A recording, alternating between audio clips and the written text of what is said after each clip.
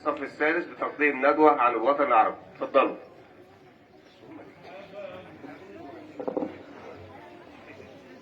يلا يا ولاد.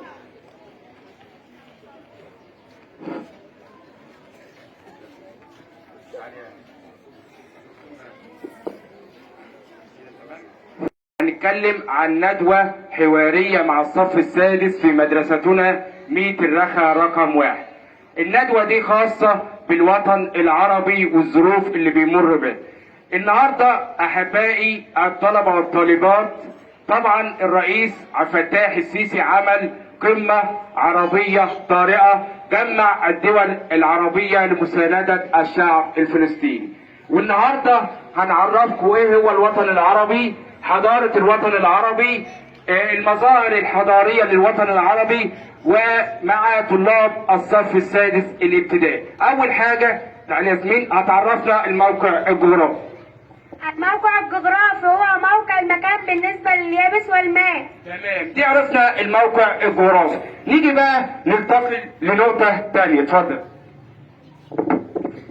الجبال في الوطن العربي تقسم الجبال في الوطن العربي إلى جبال انكسارية وجبال التوائية. الجبال الانكسارية هي التي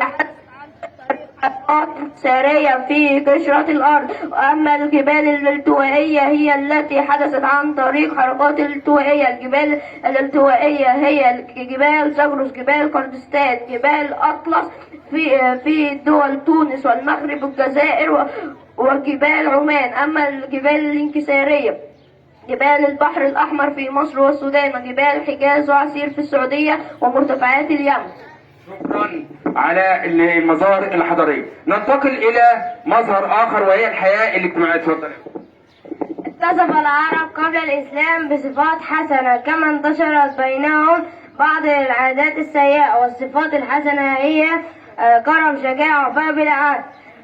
والعادات السيئة هي أخذ بالثأر، شرب الخمر، وأد البنات.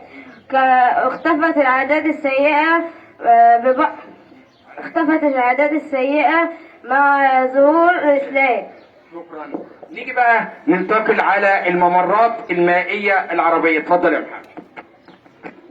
يوجد في الوطن العربي 4 ممرات مائية مهمة، ويوجد 3. والمضيق هو ممر مائي طبيعي يربط بين مسطحين من المياه، ويتكون من 3 مضايق وقناة. المضيق الأول مضيق باب المندب، ومضيق هرمز، ومضيق جبل طارق، وقناة السويس. تربط قناة السويس بين البحر المتوسط والبحر الأحمر. ومضيق هرمز يربط بين الخليج العربي وخليج عمان.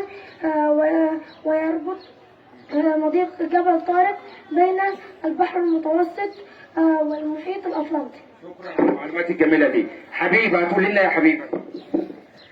خطوط ودوائر العالم هي خطوط وهمية لتحديد الموقع. تمام، شكرا يا حبيبي. يبقى تحديد ايه الموقع. ننتقل الى دول الجناح الاسيوي والافريقي في الوطن العربي. اتفضل. دول الجناح الآسيوي 12 دولة: فلسطين، أردن، لبنان، سوريا، عراق، كويت، بحرين، قطر، إمارات، عمان، يمن، السعودية. والإفريقيا 10 دول: الجزائر، ليبيا، مصر، السودان، جيبوتي، صومال، جزر القمر. ننتقل الى هتقول لنا ايه؟ الوطن العربي أتم العديد من الدول، تنقسم إلى جناحين: جناح أفريقيا وجناح آسيوي، ونزل على أرض جميع الأديان السماوية اليهودية والمسيحية والإسلامية. ولديها العديد من الأماكن المقدسة مثل الكعبة المشرفة في السعودية، والأزهر الشريف في مصر، وكنيسة القيامة في فلسطين. تعالى هتقول لنا ايه تاني؟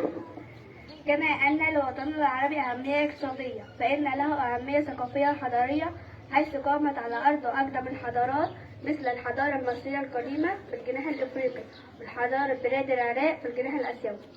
شكرا على المعلومات دي. اتفضل يا الوطن العربي له أهمية اقتصادية كبيرة، لأنه يشرف على مسطحات مائية مهمة مثل البحر الأحمر والبحر المتوسط والخليج العربي. شكرا. نيجي بقى على أسماء، تقول لنا إيه بقى؟ يوجد في مصر عديد من المضايق 3 مضايق وقناة. قناة السويس ومضيق جبل طارق ومضيق هرمز ومضيق باب الملك. شكرا لحضراتكم على حسن استماعكم والمعلومات اللي الطلبه قالوها.